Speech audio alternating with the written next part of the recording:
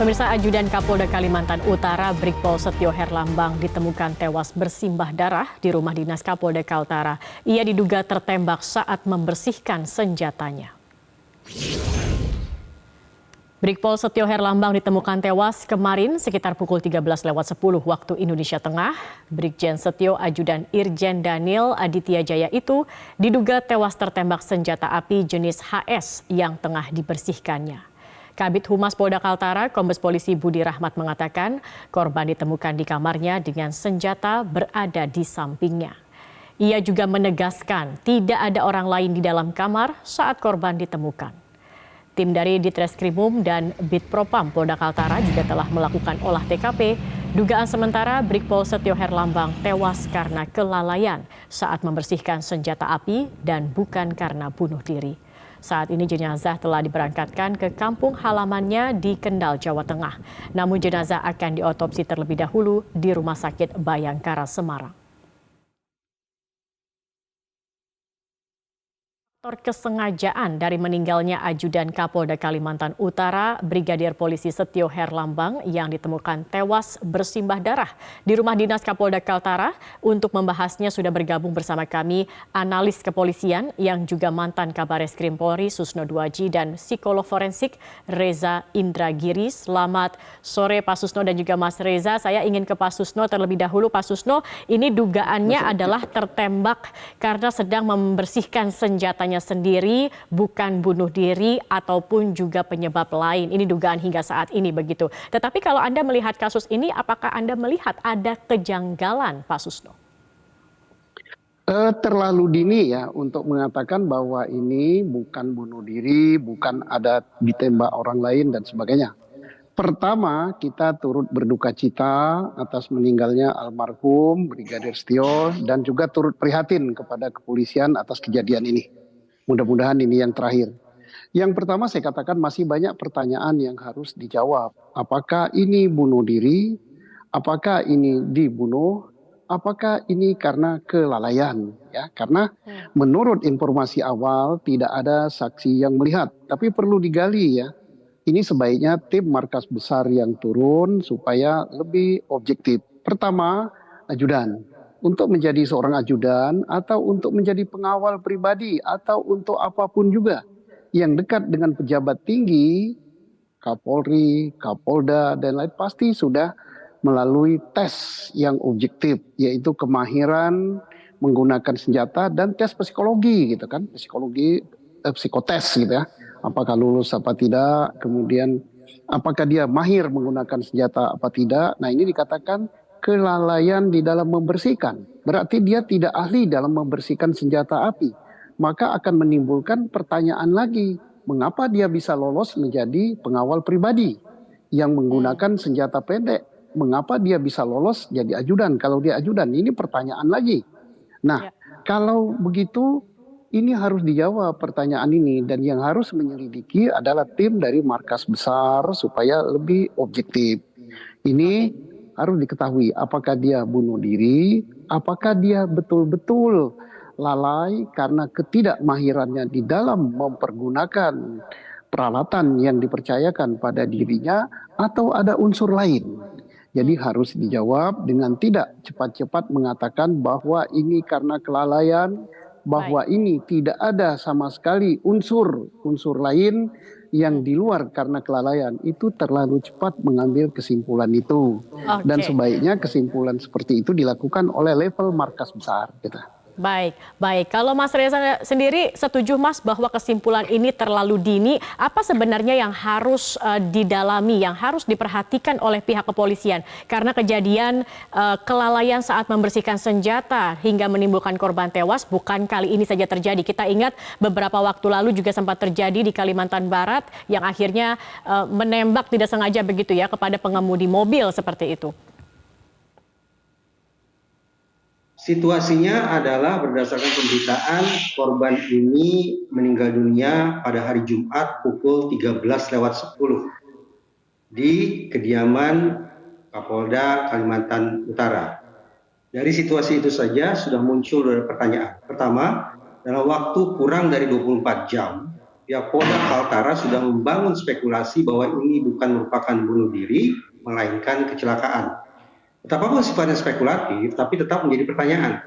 Mengapa pihak Polda Kaltara dengan waktu sedemikian singkat membangun spekulasi bahwa ini kecelakaan? Tidakkah harus didahului oleh pemeriksaan forensik, baik itu kedokteran forensik, bahkan mungkin juga dibutuhkan adanya pemeriksaan psikologi forensik. Olah TKP pun perkiraan saya membutuhkan waktu yang lebih panjang daripada waktu yang disebut-sebut tersebut. Itu yang pertama. Yang kedua, lagi-lagi, peristiwa dikabarkan berlangsung pada hari Jumat jam 13:10. Mari kita asumsikan bahwa waktu tersebut merupakan jam kerja atau jam kantor. Yang kedua, kita bayangkan bahwa seorang ajudan harus melekat dengan komandannya, dalam hal ini adalah Kapolda. Menjadi pertanyaan, bahwa pada jam tersebut, pada hari tersebut, seorang ajudan justru tidak berada di tempat di mana dia harus bekerja. Yang saya anggap bahwa jam kerja semestinya berada di Mapolda atau dimanapun itu, yang jelas di luar rumah dinas. Mengingat sekali lagi itu merupakan jam kerja atau jam kantor. Nah, keberadaan seorang ajudan yang berada di rumah atau di kediaman Kapolda pada jam kerja tersebut juga memunculkan pertanyaan, apa yang menyebabkan seorang ajudan bisa berada di tempat tersebut? Apakah dia berada di lokasi yang terpisah dari Kapolda, ataukah dia berada di tempat yang sama dengan Kapolda? Kalau berada di tempat yang sama dengan Kapolda, lagi-lagi yang saya katakan tadi, apa penjelasannya bahwa pada hari kerja, pada jam kerja, ternyata yang bersangkutan berada tidak di tempat kerja di mana seharusnya dia berada. Tapi kalau seandainya ajudan berada di tempat yang terpisah dari pimpinan atau Kapoldanya, maka ini pun memunculkan pertanyaan, adakah kemungkinan situasi-situasi yang lain, situasi-situasi yang tidak lazim atau janggal sifatnya, yang perlu tentu saja didalami oleh pihak kepolisian sendiri. Oke, baik. Pak Susno, kalau kemudian tadi Mas Reza juga mengatakan ada hal-hal yang patut dipertanyakan begitu. Anda juga tadi mengatakan banyak hal juga yang harus dipertanyakan, terlalu dini untuk membuat kesimpulan. Kalau kemudian pihak kepolisian tetap kekeh begitu dengan alasan bahwa ini adalah terjadi karena kelalaian. Siapa yang kemudian bisa mengintervensi atau kemudian juga menyelidiki lebih dalam? Karena juga ada tuntutan dari keluarga untuk membuka kasus ini secara transparan. Ya, saya sependapat dengan Pak Riza ya. Sebagaimana saya katakan tadi, bahwa ini masih banyak hal-hal yang dipertanyakan oleh publik ya. Tanpa berburuk sangka bahwa ini ada yang membunuh ya, atau ada yang sengaja menghilangkan nyawanya. Tetapi harus dibuka secara transparan melalui penyelidikan dan penyidikan yang objektif. Supaya objektif tentunya harus dilakukan oleh aparat di luar Polda Kalimantan Utara, ya minimal markas besar bersama dengan Kompolnas ataupun komponen lain gitu, yang netral, karena ini menyangkut di tubuh kepolisian sendiri gitu ya. Jadi nggak apa-apa, lebih bagus kita tidak berburuk sangka pada Polri, tapi justru membantu memberikan masukan kepada Polri supaya apa yang dihasilkan, apa yang dipublikasi kepada publik itu dipercaya oleh publik. Karena bagaimanapun juga kepolisian negara Republik Indonesia ini adalah milik rakyat, gitu, milik masyarakat. Jadi saya yakin bahwa Polri khususnya markas besar akan melakukan penyelidikan yang lebih mendalam lagi, dan saya sependapat bahwa hal ini terlalu cepat menyimpulkannya bahwa tidak ada unsur-unsur lain selain daripada kelalaian. Terlalu cepat itu. Masih banyak yang harus dijawab, apa yang terjadi di TKP, apakah senjata itu benar milik dia, apa ada saksi yang melihat, mengapa dia berada di kamar, di rumah pada saat jam dinas, dan seterusnya dan seterusnya. Itu perlu dijawab, perlu didukung bukti-bukti, dan perlu diperkuat oleh saksi-saksi. Demikian. Oke, baik. Terakhir, Mas Reza, singkat, Anda pernah mengatakan perlu ada evaluasi juga begitu ya kalau terkait dengan adanya kelalaian ini. Nah, terkait dengan kasus ini, apa kemudian evaluasi yang harus dilakukan oleh pihak kepolisian untuk tidak lagi terjadi misalnya kejadian yang serupa?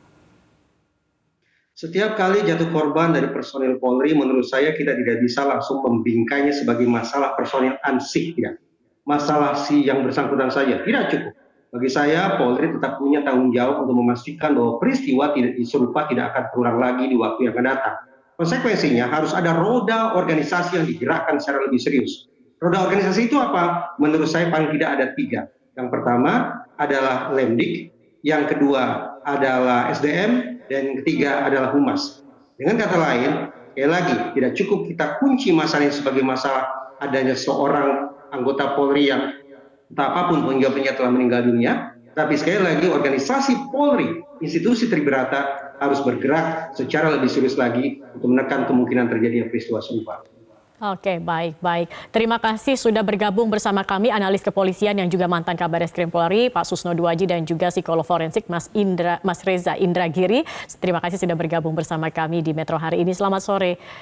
Jelajahi cara baru mendapatkan informasi. Download Metro TV Extend sekarang.